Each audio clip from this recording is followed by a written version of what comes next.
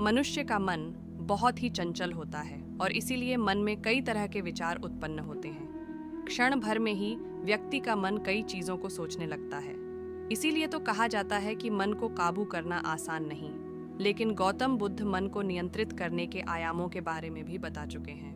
मन में विचारों का आना गलत नहीं है लेकिन मुश्किल तब हो जाती है या विचार ऐसी परिस्थिति में गलत होते हैं जब मन में अश्लील विचार आते हैं। कभी कभी तो ना चाहने के बावजूद भी मन में अश्लील विचार आते हैं। अगर आपके मन में भी ऐसे विचार आते हैं तो गौतम बुद्ध की इस कहानी से आपके विचारों में ज़रूर बदलाव आएगा। बुद्ध अपने भिक्षुओं को उपदेश देने के साथ ही उन्हें भिक्षाटन के लिए भेजते थे। एक बार उन्होंने अपने भिक्षु भरत को भिक्षा लेने के लिए एक श्राविका के घर भेजा।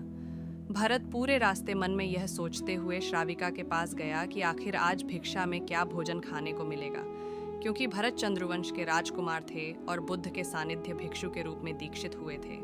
हमेशा भरत को महल में खाने के लिए स्वादिष्ट पकवान मिलते थे, लेकिन आज भिक्षा के रूप में उसे जो भी मिलेगा संतुष्ट होना पड़ेगा। श्राविका के घर पहुंचकर भरत ने भिक्षा मांगी। श्राविका ने भरत को बैठने के लिए कहा और भोजन लाने के लिए घर के भीतर चली गई।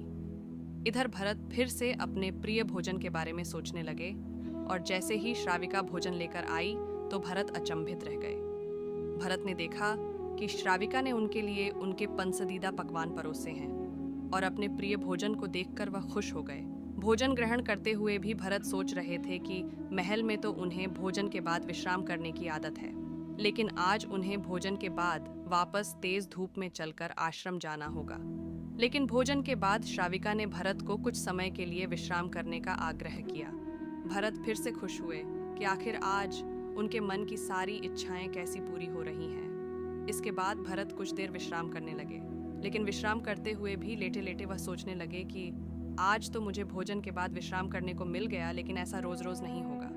जब भरत विश्राम के बाद उठे तो श्राविका ने कहा कि आप जब तक चाहे यहाँ ठहर सकते हैं। भरत अब समझ गए कि ये कोई संयोग नहीं हो सकता। उन्होंने श्राविका से कहा कि मुझे क्षमा कीजिए, क्या आप मेरा मन पढ़ सकती हैं? श्राविका ने हाँ में उत्तर दिया और कहा कि हाँ, मैं मन पढ़ सकती हूँ। शुरू में यह कठिन था, लेकिन फिर मैंने स्वयं के मन विचारों को देखना शुरू किया। पहले मेरे विचारों की संख्या अनगिनत हुआ करती थी। इसके बाद मैंने विचारों पर ध्यान केंद्रित किया, बिना पक्ष विपक्ष के अपने विचारों को देखने लगी। इस तरह से धीरे धीरे मेरे मन में विचारों की संख्या कम होती गई और सारे व्यर्थ विचार दूर हो गए। इसके बाद से ही मैं दूसरों के मन में चल रहे विचार को पढ़ लेती हूँ। हालांकि श्राविका की बात सुनकर भरत घबरा गए। इसके बाद भरत ने श्राविका से आज्ञा ली और आश्रम के लिए निकल पड़े। रास्ते में भी भरत फिर से मन में आए विचारों का स्मरण करने लगे कि श्राविका के बारे में उसके मन में अश्लील विचार भी आए थे। श्राविका ने उसे भी जान लिया होगा, वह मेरे बारे में क्या सोचती होगी। भरत खुद को लज्जित महसूस कर रहे थे। भरत ने आश्रम पहुंचकर गौतम बुद्ध से कहा कि अब मैं कभी भिक्षाटन के लिए नहीं जाऊंगा। बुद्ध ने भरत को पास बुलाया और कहा कि क्या हुआ है, तुम मुझे सारी व्यथा बताओ। भरत ने सारी बातें बुद्ध को बताई। इसके बाद बुद्ध ने कहा कि अगले 1 हफ्ते तक तुम भिक्षाटन के लिए उसी श्राविका के घर पर जाओगे, लेकिन तुम्हें इस बात का ध्यान रखना होगा कि कल भिक्षाटन के लिए जाते हुए तुम अपने चित्त को पूरे होश में रखना। तुम्हारे भीतर क्या विचार उठे उन पर ध्यान केंद्रित करना और यह भी ध्यान रखना कि तुम्हारे मन में कौन सी वासना उठ रही है।